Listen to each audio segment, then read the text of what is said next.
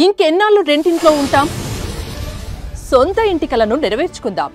Suman TV biggest property expo October 18th, 19th HSCC Novotel Hyderabad. ఇప్పుడే free entry కోసం call చేయండి. Welcome to Suman TV. నేను మీ సుమన్ టీవీ. వైదిక్ ఆస్ట్రాలజీ ప్రకారం కనుక మనం చూసుకుంటే కాలదోషాలు అంటే ఏంటి, ఎన్ని రకాలుగా వాటి ఎఫెక్ట్ ఉండేటువంటి అవకాశం ఉంటుంది, అట్ ద సేమ్ టైం నక్షత్రాల్లో కనుక మనం చూసుకుంటే ఎస్పెషల్లీ విమెన్కి అసలు ఏ విధంగా ఉంటుంది అనేది ఈరోజు మనతో పాటు వైదిక్ ఆస్ట్రాలజీ ఉమా గారు ఉన్నారు. వారి మాట్లాడి తెలుసుకుందాం. నమస్కారం ఉమా గారు. నమస్తే నాగరాజు గారు. వైదిక్ ఆస్ట్రాలజీ ప్రకారం కాలదోషాలు అంటే ఎన్ని రకాలుగా ఉండేటువంటి అవకాశం ఉంటుంది, అండ్ ఈ నక్షత్రాల పరంగా చూసుకుంటే వాటి ఎఫెక్ట్స్ అసలు ఏ విధంగా ఉంటాయి? ఎందుకంటే ఇప్పుడు గ్రహాలు, పరిస్థితులు, స్థితిగతులు అన్నీ మారుతూ వస్తూ ఉన్నాయి కాలానుగుణంగా. వీటి ప్రభావం అసలు ఏ విధంగా ఉంటుంది? తప్పకుండా అండి. కాలదోషము అనేటువంటిది కాల అనుగుణంగా వచ్చేటువంటి దోషములు అన్నమాట.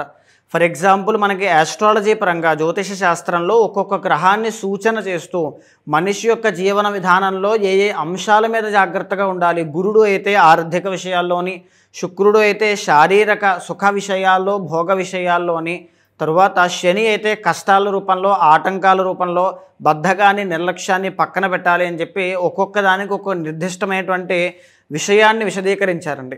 అయితే ఈ కాలదోషాలు ముఖ్యంగా 4 రకాలు ఉంటాయి నాగరాజు గారు. మొట్టమొదటిది మానసిక దోషములు. అంటే ఏంటి? చంద్రుడు ఆధిపత్యాన్ని వహిస్తారండి. చంద్రబలం లేనటువంటి జాతకంలో కానీ, రాహుకేతులు పట్టి పీడిస్తున్నటువంటి జాతకంలో కానీ మానసిక దోషాలు ఎక్కువ వస్తుంటాయి. ఫర్ ఎగ్జాంపుల్ ఇప్పుడు చూస్తే కనుక సింహరాశి వాళ్ళు చూసుకుంటే లగ్నంలో కేతువు, సప్తమంలో రాహు అనేటువంటి 2 గ్రహాలు సంచారం, 2 బాగాలేదు.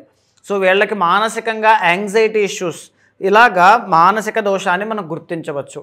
రెండవది ఆర్థిక దోషం అండి. గురుబలం లేనటువంటి జాతకాల్లో ఆర్థిక దోషం కనబడుతుంది. ఫైనాన్షియల్లీ సక్సెస్ విషయంలో, పేరు విషయంలో అవమానపడడం కానీ, లేదు అనుకుంటే కష్టపడిన ఫలితాలు లేకపోవడం కానీ విపరీతంగా పెరుగుతూ ఉంటాయి. దీన్నే ఆర్థిక దోషము అంటారు నాగరాజు గారు. ఎవరితో ఇండికేషను? గురుడితో, బృహస్పతితో ఇండికేషన్ ఉంటుంది. ఇక భౌతిక దోషము. భౌతిక దోషము అంటే శని ఆధిపత్యం వహిస్తారండి. ఏలినాటి శని, అష్టమ శని, అర్ధాష్టమ శని, లేకపోతే కంటక శని, ఇలాంటి శని బాధలు కావచ్చు. జీవితంలో ఎంత కష్టపడినా ఏది మాకు ఫలితాలు రావట్లేదు, ప్రకృతి మాకు వికృతంగా పనిచేస్తుంది, భగవంతుడు కూడా మా మీద దయ చూపించట్లేదు అనేటువంటి కష్టాలు ఉంటాయి. అది దేనివల్ల వస్తాయి? కర్మ వల్ల వస్తాయి నాగరాజు గారు. కర్మకారకుడు ఎవరు? శని. శని భగవానుడు. అందుకే భౌతిక ప్రపంచంలో మెటీరియలిస్టిక్ థింగ్స్ మీద వచ్చేటువంటి కష్టాలన్నిటికీ కూడా శనియే ఆధిపత్యం వహిస్తారు. అందుకే శని బాలైనటువంటి రాశులకి, ఆ నక్షత్రాలకి భౌతిక దోషము అనేటువంటిది ఏర్పడుతుంది. అయితే ఇక 4వది ఆధ్యాత్మిక దోషం అండి. అంటే ఏ రకమైనటువంటి దోషం ఉన్నా నాగరాజు గారు, మనము ప్రాయశ్చిత్తపూర్వకంగా కలియుగంలో కొన్ని రకములైన సాధనల వల్ల దేన్నైనా సాధించుకోవచ్చు. డబ్బు, పేరు, లాభాలు, లేకపోతే సుఖాలు, భోగాలు, దేన్నైనా సాధించుకోవచ్చు. అది ఎలా సాధ్యమవుతుంది? కేవలం ఆధ్యాత్మికత వల్ల మాత్రమే సాధ్యమవుతుంది. అలాంటి ఆధ్యాత్మికత వైపు మనిషి నడవాలి అన్నా ఒక యోగం ఉండాలి. ఆ యోగం లేనప్పుడు ఆ మనిషికి అక్కడికి వెళ్ళేటువంటి అవకాశం కూడా రాదు, అర్హత కూడా ఉండదు. అలాంటి ఆధ్యాత్మికత కాస్తో కోస్తో ఉన్నటువంటి రాశులకి, నక్షత్రాలకి వాటిని ప్రాయశ్చిత్తం చేసుకునేటువంటి అవకాశం లభిస్తూ ఉంటుంది ప్రకృతి వల్ల. సో ఆధ్యాత్మిక దోషం దేని నుంచి మనం గుర్తించవచ్చు? వాళ్ళు చేసే పనుల విషయంలో కావచ్చు, నడిచేటువంటి పర్సనల్ చార్ట్లో వింశోత్తరి వల్ల కావచ్చు, ఆరు లేకపోతే జాతకంలో ఈ కేతు గ్రహం వల్ల కావచ్చు. అనేక రకాలైన అంశాల మీద ఆధ్యాత్మిక దోషం ఉందా లేదా అని మనం చూడవచ్చు. సో ఈ 4 కూడా ఇప్పుడు నడిచేటువంటి అక్టోబర్, ఈ దీపావళి దగ్గర నుంచి గురు, శని, రవి, బుధ, కుజ ప్రతి గ్రహము కూడా చేంజ్ అవుతుందండి. ఈ మారుతున్నటువంటి గ్రహ సంచారాల ఆధారంగా ఈ 4 విషయంలో ఏ ఏ ప్రికాషన్స్ తీసుకుంటే ఎలాంటి విషయాల్లో వాళ్ళు జాగ్రత్తగా ఉంటారు. ఎందుకంటే శని పూర్వాభాద్ర నక్షత్రం మీద వెనక్కి రావడం వల్ల మళ్ళీ ఏలినాడు శని కొన్ని రాశులకి వెనక్కి రాబోతోంది. గురుబలం కొంతమందికి తగ్గుతోంది, కొంతమందికి పెరుగుతోంది. వీటిని ఎలా చూడాలి, ఎలాంటి విషయాల్లో జాగ్రత్తగా ఉండాలి అని చెప్పేటువంటిది ఈ కాలదోషాలండి.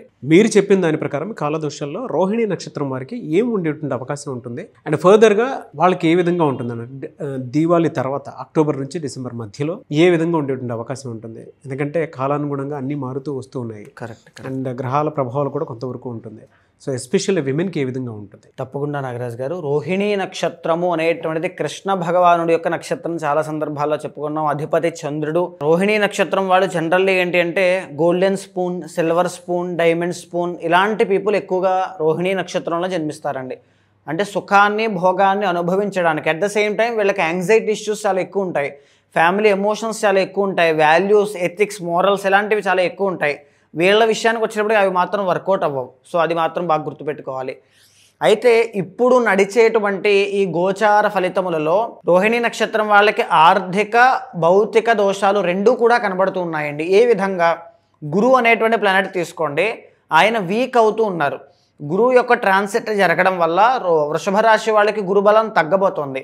ఫైనాన్షియల్లీ ఇన్వెస్ట్మెంట్స్ పెట్టేటప్పుడు జాగ్రత్తగా ఉండాలి, డబ్బులు ఖర్చు పెట్టేటప్పుడు చాలా జాగ్రత్తగా ఉండాలి. ఎస్పెషల్లీ మీ చుట్టుపక్కల ఉండేటువంటి వాళ్ళు మోసం చేయొచ్చు.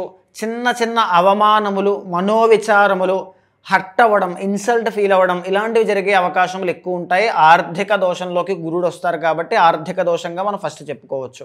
ఇక రెండవది భౌతిక దోషము అనేటువంటి దాన్ని మనం చూస్తే అండి, శని అనేటువంటి ఆయన 10th హౌస్లోకి వెళ్ళడం వల్ల, పూర్వాభాద్ర నక్షత్రం గుండా ప్రయాణం చేయడం వల్ల, రాహుతో పాటు క్లస్టర్ ఏర్పడడం వల్ల అక్కడ ఏం జరుగుతుంది?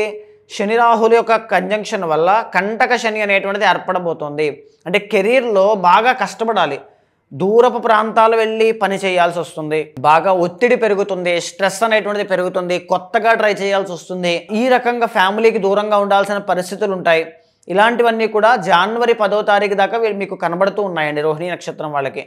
కానీ ఇది ఈ కంటక శని మిమ్మల్ని నిలబెడుతుంది, మీ సక్సెస్ వైపు అడుగులు వేసేలా చేస్తుంది. మీరేమి టెన్షన్ పడాల్సిన పని లేదు. శని అనేటువంటి ఆయన కర్మకారకుడు కాబట్టి మీతో పని చేయించి మీ లోపాలని అన్నిటినీ మీతోనే సరిదిద్దుకునేలా చేసి కష్టపడే తత్వాన్ని మీకు అలవాటు చేస్తారు. ఏం టెన్షన్ పడాల్సిన పని లేదు.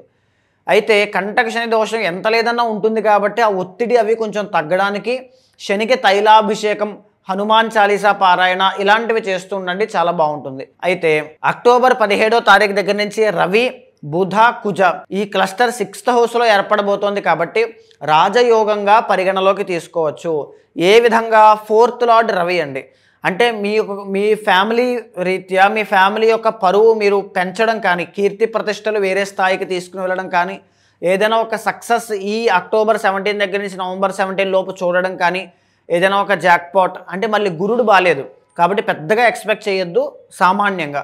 సో రవి ఉన్నారు కాబట్టి అనుకున్న పని అనుకున్న సమయానికి పూర్తవడం, రాజకీయాల్లో ఉన్న వాళ్ళకి పేరు ప్రఖ్యాతులు రావడం, గౌరవ మర్యాదలు పెరగడం ఇలాంటివి ఉంటాయి. At the same time me father health issues విషయంలో కొంచెం కేర్ఫుల్గా ఉండాలి, రవి నీచ స్థితి కాబట్టి అండి. అయితే రియల్ ఎస్టేట్ వ్యాపారం చేసేవాళ్ళు, electric departments, railway departments, government jobs, army, defence, police ఇలా ఫైర్, పవర్ జాబ్స్లో ఉండేటువంటి వాళ్ళు, పవర్ జాబ్ కోసం ట్రై చేసేటువంటి వాళ్ళకి కూడా చాలా బాగుంటుందండి. కోర్టు సమస్యలు, న్యాయపరమైనటువంటి చిక్కులతో బాధపడేటువంటి వాళ్ళకి కూడా కుజబలం బాగుంది, చాలా బాగుంటారు. అండ్ ఈవెన్ వృషభ రాశి వాళ్ళు చాలామందికి రుణ బాధలు, అప్పుల విషయంలో కానీ ఏదైనా చిన్న చిన్న ప్రాబ్లమ్స్ ఉంటే అవి క్లియర్ అయ్యే విధంగా ఆ మార్గంలో అడుగులు వేస్తారు, అది కూడా చాలా బాగుంటుంది. 6th బుధుడు ఎప్పుడైతే ఉంటారో అంటే వ్యాపార విస్తీర్ణము అనేటువంటి స్లోగా ఎక్కడి నుంచి స్టార్ట్ అవుతుంది, చాలా బాగుంటుంది. అయితే ఎక్కడ ప్రాబ్లమ్స్ కనబడుతున్నాయండి వీళ్ళకి? భౌతిక ఆర్థిక దోషాలు రెండూ కనబడుతూ ఉన్నాయి. దీని నుంచి ఎలా రికవర్ అవ్వాలి అంటే ఫస్ట్ ఆఫ్ ఆల్ బద్ధకాన్ని, నిర్లక్ష్యాన్ని పక్కన పెట్టండి. సమయానికి పని చేయడం, ఏ సమయానికి చేయాల్సిన పని ఆ సమయానికి పూర్తి చేసే విధంగా పని చేయండి, మీకు బాగా ప్రికాషన్లా పనిచేస్తుంది. గురుబలం తగ్గింది కాబట్టి కెరీర్ మీద ఎక్కువగా ఫోకస్ చేయండి, ఫైనాన్షియల్ సెక్టార్లో ఎక్కువగా ఫోకస్ చేయాలి, ఇన్వెస్ట్మెంట్స్ విషయంలో జాగ్రత్త తీసుకోవాలి.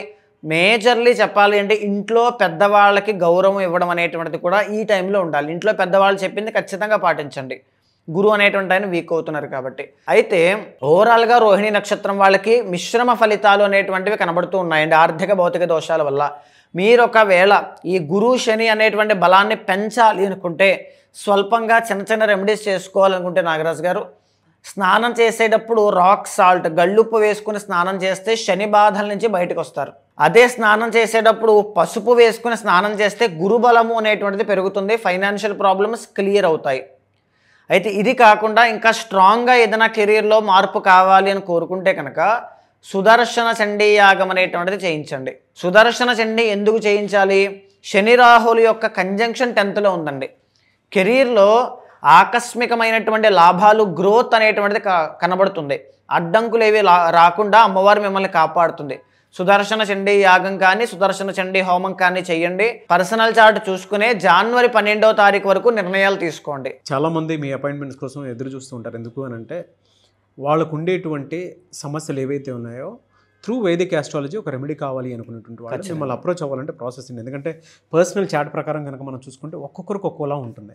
అండ్ చాలామంది అడుగుతూ ఉన్నారు, అపాయింట్మెంట్స్ కూడా లేట్గా తీసుకుంటున్నారని కూడా అంటూ ఉన్నారు. సో దానికి సంబంధించింది కూడా అసలు మిమ్మల్ని ఎలా అప్రోచ్ అవ్వాలి, ఏ విధంగా ఉంటుంది? తప్పకుండా అండి.